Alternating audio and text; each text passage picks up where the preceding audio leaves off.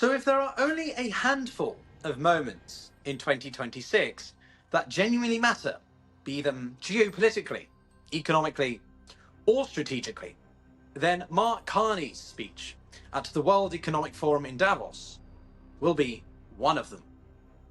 Not because it was dramatic, not because it was confrontational, but because it was quietly devastating in just how accurate it was. You see, it captured something that I have believed for years, but struggled to articulate clearly. Perhaps because I was simply too inexperienced. And that's not to say now I know everything. I certainly don't, and we are all always learning. No, it's simply because of the strategic clarity it brought. That the world, the West especially, thought it was operating in no longer exists, and that pretending otherwise is now a strategic liability. We must act in a system, in a reality, in a world as it is, not as we wish it or would prefer it to be. So in this video, I wanted to take a step back from the developments, the headlines, and explain why Carney's speech matters, what he actually said and meant, how it ties into these earlier points and reflections, and why I call it a principled set of pragmatism, or principled pragmatism, that is no longer just a preference, but an absolute necessity. This is the Global Gambit. How are you going, everyone? Welcome back to the channel, where this video is slightly different to what I normally do. It's much more impromptu, it's less polished and reactive in some ways. It's reflective and conceptual, perhaps. And it's certainly not a sponsored segment, say, from the office of Mark Carney. But it is something that I wanted to do because I wanted to seize this moment, because I think it matters, and because I think Mark Carney captured it so well. In fact, in the very last day of 2025, I made a video reflecting on what I thought were the biggest lessons, takeaways of the year, all before the first shocks in the past 2-3 weeks of 2026 had even occurred. And if anything, the events that followed only reinforce the argument that I now will put before you. So with that in mind, of course, add your own thoughts. Let me know in the comments how you feel about all this, and if there are still places we can go even further. But from here, let's get into it. You see, for most of the post-Cold War era, my lifetime, Western foreign policy has rested on a comforting assumption that things like power, norms, and legitimacy broadly were moving in the same direction. That military dominance, economic integration, and liberal values reinforced one another, and that history itself was on our side. That assumption shaped largely everything from the liberal interventionism into Iraq, Afghanistan, to the broader globalisation trends, to how the West perceived and talked about itself. But of course, these assumptions no longer hold. Let's start with one particular illusion.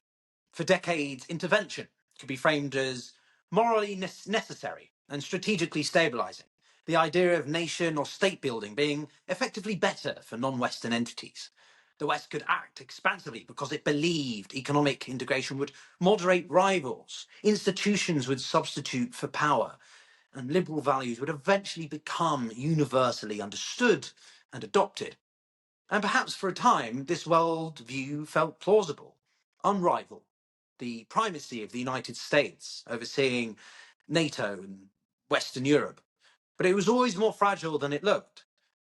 Now, Carney didn't frame this as merely a Western failure in his speech, but one of the most important elements of his speech was to emphasize middle powers. His argument being is that it's not a problem that only affects the US or Europe, but one that confronts all states that sit between the great powers, i.e. the United States, Russia, China. At least most people agree. You will perhaps not. But the point being that states can no longer assume restraint, protection, or stability will be provided for them now. In Carney's words, if you're not at the table, you're increasingly on the menu. That framing, of course, matters because it shifts the conversation away from moral posturing and towards structural vulnerability. The model wasn't wrong because it was immoral. It was wrong because it was built on assumptions that just no longer apply, or haven't, especially since the end of 2016. Debate can be made over when these cracks began to occur in the Western order, in the unprecedented control of the global policeman of the United States. Some people point to the invasion of Iraq, some to the financial crisis, others to the growing populism of the 2010s. But the point was, and is, that this reality had already begun to change. Indeed, the world hasn't drifted gently into this disorder. It has been hardening. Power is exercised much more openly. Rules are applied selectively. Credibility matters more than rhetoric. We see it in the transactional politics returning to Washington. The erosion of assumptions about American consistency. Russia's embrace of coercion much more than before. China's tightening grip over strategic industries, supply chains, and its embracing of wolf warrior diplomacy and willingness to assert its own interests and ideological outlook. So it's not only an ideological shift, though, it is an overall structural one. And yet the Western strategy has been slow, if willing to at all adjust. Too often it swings between moral overreach and strategic fatigue, between interventions it cannot sustain and restraint that looks suspiciously like withdrawal. What's missing isn't therefore values, it's discipline, this hypocrisy that has defined the antagonism towards the West amongst the global South. So this is where the idea that I suggested in that video from December 31st, principled pragmatism, appears. It's not a conclusion I reached suddenly or because of one war or election or something. I've been circling around this idea for a long time. Long before 22, and frankly, as soon as Trump first entered the White House, it was clear that Europe's preferred way of engaging the world could not rest indefinitely on moral authority, proceduralism, or inherited assumptions about, say, American leadership. The question was never if this model would fray, it was when. Principled pragmatism, you see, it's not about isolationism. I'm certainly not about that. And it's not cynicism.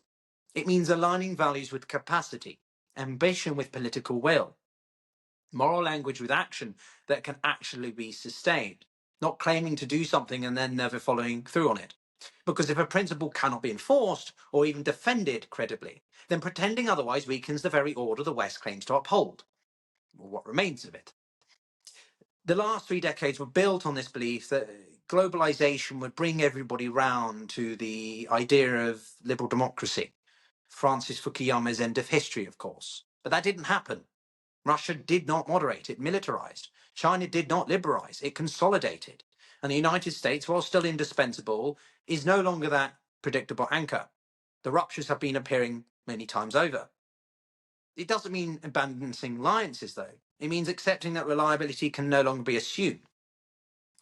Look at Iraq and Libya. They showed what happens when moral clarity is confused with strategy. Both interventions were framed ethnically. Both removed brutal regimes, and both created, however, strategic vacuums more destabilizing than what they sought to remove. Afghanistan after 9/11 was more complex, rooted in this genuine security threat. But the failure came later, when limited objectives quietly expanded into open-ended transformation without domestic consent, material foundations, or an endpoint clarity. The lesson, therefore, is uncomfortable but unavoidable. You can be morally right and strategically unprepared simultaneously. And morality will not compensate for weakness. Within all of this, of course, Ukraine comes into sharp focus. Supporting Ukraine is morally justified, but it is also, in many people's eyes, strategically essential. This isn't about virtue signaling, it's about whether borders in Europe can be changed by force, whether nuclear armed states can dismantle neighbours without any consequence, and whether deterrence still functions at all. Here, restraint wouldn't preserve stability, it would destroy it. But principled pragmatism, in my eyes, still asks hard questions. What can be sustained? At what cost? And for how long? Support without sustainability isn't strategy either. It's wishful thinking. And sometimes hard decisions and uncomfortable truths have to be faced. And so this is why foreign policy still begins at home in many ways. Economic strength, industrial capacity, political cohesion, public trust. These are abstract concepts. These aren't abstract concepts. They're strategic assets. When societies feel insecure or ignored, support for any outward-looking foreign policy collapses. Domestic weakness doesn't just limit action abroad, it reshapes what electorates are willing to tolerate. Now, more crucially, pragmatism does not mean surrender. It doesn't mean neutrality in the face of aggression. And it certainly doesn't mean pacifism dressed up as restraint. What it does mean is talking to adversaries because escalation has costs. Deterring rivals because dialogue alone doesn't work. Just look at Greenland. Competing economically rather than relying or moral outrage as a substitute for leverage. Or put simply, strength first, sermons second. If you aren't willing to follow through on what you preach, then perhaps it's not better to preach it at all. What's changed over the past year, therefore, isn't logic of this argument to me. It's the speed at which it's being validated. More and more people, especially senior policymakers, whatever they represent, are now articulating the same diagnosis, often in perhaps more diplomatic language than me, that the era of assumed restraint is over, that great power politics has returned in recognizable 19th century form, realpolitik, and that middle powers, which fail to adapt, will find themselves constrained, marginalized, or simply coerced. So seen in that light, the idea of principled pragmatism isn't contrarian. It's becoming the only viable strategy left.